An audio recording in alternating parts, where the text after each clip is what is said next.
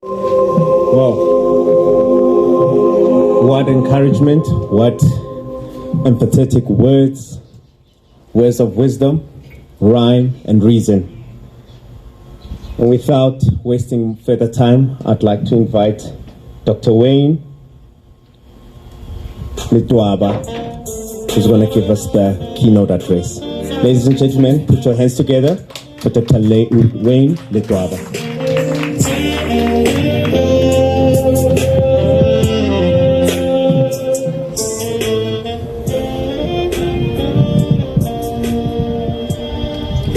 Ladies and gentlemen, I would like to say that I appreciate the invitation today. NOMSA did extend the invitation to me to say, come be part of something very, very honorable, a new way, a new light that would probably in the future give us men the ability to find ourselves, get back into the center of society. Thank you, Program Director. As the Program Director has introduced me, my name is Dr. Wayne Letoaba. I hail from Soweto, Diepkloof, grew up there, still live there, and I'm glad that I've been extended this invitation today to come and share my thoughts with you on this critical question that us as men and as society we've had to answer. I'd like to pass my greetings to Babo Hoshing, Chief Kekana. I'm very honored that I'm present today among royalty and yourselves as guests and men. My topic for today, I thought very deep and hard to say, how do you set the tone for such a momentous occasion? And I've chosen a topic that I hopefully it sets the tone for today, but also relate to the topic at hand. The title of my speech is really on why nations fail.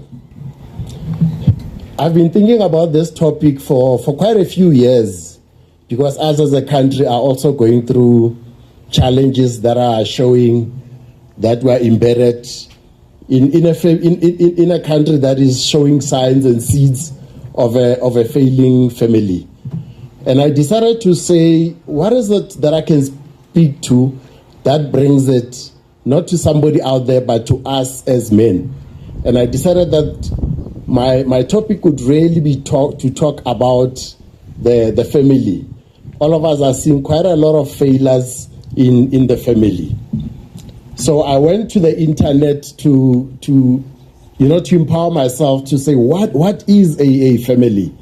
And the definition that I came across said a family is a group of persons united by the ties of marriage, blood, adoption, constituting a single household and interacting with each other in their respective social positions, usually those of spouses, parents, children, and siblings.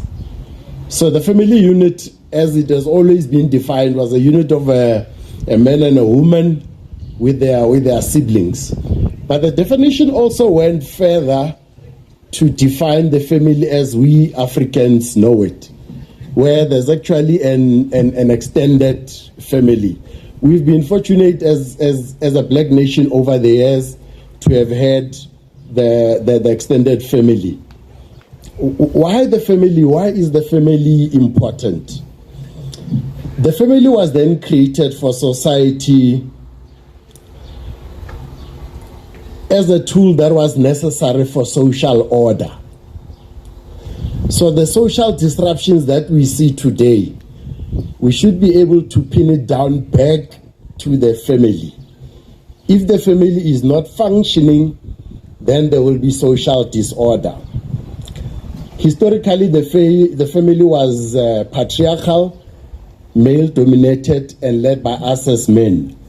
Obviously, that is under test in the modern family to say, how do we re-engineer the family? The family was important to meet certain needs for society. Basically going back to Maslow's triangle of needs, talking about security, provision of well-being for the young and the elderly and those disabled. So the family has always been that unit that takes care of those needs. It has been located as a humanitarian endeavor so that we are then able to look after those who are not able to look after themselves.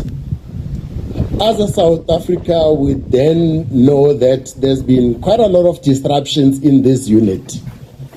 The disruption first started with industrialization, where young men had to leave farms, come into the industrialized area, come into the suburbs, into the industrialized world, to come and work there for provision of income that they can then use to bring up their families. So a migrant labor system then developed within South Africa to meet that need. So that was really the first disruption of the family unit. The other key one that we all know was then the advent of apartheid itself, whether it be the forced removals that then disrupted the nuclear family and the family unit, where people had then to move to different areas according to their tribes. A lot of people were located either in Botswana, KwaNdebele, Xwachwa, were all shifted to different areas according to the tribes that we came from.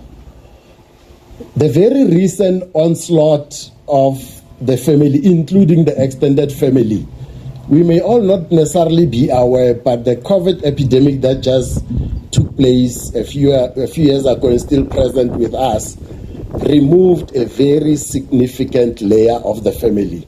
We lost our grandparents, grandmothers, grandfathers, who used to be the center of the family. I don't know if that impact, you've noticed this in your own families, but you tend to find that in the family and the extended family, the center is no longer holding. Because Koko on Tatemogolo is no longer there as the home that we all go to find that center. Be it celebration of Christmas, be it the celebration of weddings, the discussion around what happens in family was located there. So I'm looking at us as an audience today, and most of you will probably be my age or younger, such that when you look into your own family, you'll find that the layer above you is gone.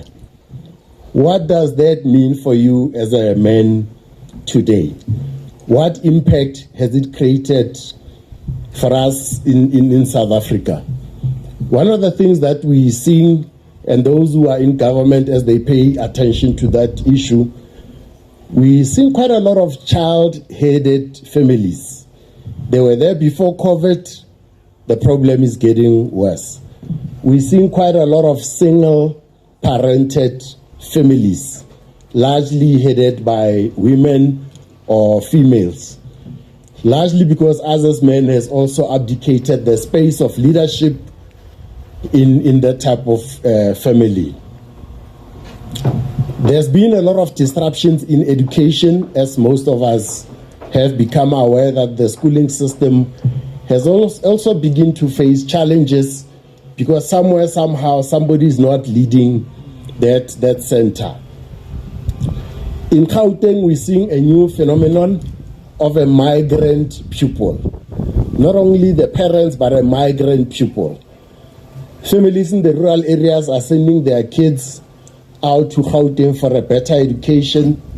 There's no adult who's leading that child as they come in, so they find them a room in one of the townships, seeing it quite a lot in Tembisa, where that child is located in a family where they've hired a room, and that child then is able to access education on their own. So for some reason, we are now abdicating that responsibility of leading that child to the child. It is a worrying phenomenon. A lot of persons were not aware of it, but it's something that's creating quite a bit of havoc within the schooling system. As you can imagine, a child, if it's a meeting that requires adults in the school, would need an adult to present themselves at the school to represent that child. The other scourge that we're facing is of fatherless children. South Africa has about 9 million children who are fatherless, right? A scary number. But by fatherless, I'm not only talking about fathers who've passed on, but I'm talking about fathers who are still alive but absent in the life of that very child. 9 million is a big number. It's a scary number. It should concern us as men to say, how do we then come back to that center to address that particular scenario? The other component of a disruption in the family has always been around the divorce itself. I'm more familiar with American states where 50% of marriages end up in divorce. So the family disruption is not only what we're seeing here, it's something that you're also seeing quite a lot worldwide. We are probably no different. So that also leads to the disruption in that particular unit, which is key to society. The regulation of family has always been identified as something that then needs to be regulated. So various governments across the world have always put rules in place to try and regulate that unit, either through customary law, family courts, because it is identified as a key component of society. I was listening to Vladimir Putin in his last sauna before he went for elections. And the key of that message was trying to define on how he actually rebuilt Russia. He inherited Russia from his predecessor and find it economically heading the wrong way, the social space heading the wrong way, the center was not holding. And it took quite a very simple decision of how to rebuild his country back to where we see it today. And he placed the family unit as a unit that he must particularly pay attention to rebuild his country. So he has placed the rebuilding of Russia, placed the family as the center of how to rebuild his country. So it means, as a South Africa, and we've not really attended to the family unit. We've left it to float on its own and not actively come up with mechanisms to say, how do we rebuild this unit? In Libya, Muammar Gaddafi built Libya along very similar lines. I went to school with, when I was doing my postgrad education, with students from out of Russia, out of Libya. And what they defined to me at the time was that they, as Libyans, when you get married, you get an allocation from government to set up family. It shows its importance that these two different leaders, coming completely from two different cultures, had identified the family unit as a unit to build society. Yes, they did other different mechanisms in the political space, in the social space, whether using oligarchs to build the economy. But the key identifying factor was that let's rebuild the family. South Africa may need to head a similar route for us to find ourselves again. Now, earlier on, I did speak to the family unit. Who has it? Obviously, there's a push against patriarchy. There's a push against male domination. Trust you, I know, I married a feminist. But the fortunate part around the woman that I married, she said to me, as much as I'm a feminist, if you lead, I will follow. Simple. So we can't expect our women to follow if we're not leading. We can't expect our children to learn if we're not leading by example. So the core tenet of the family still holds, especially from a religious setting, to say men are still expected to be that core, that head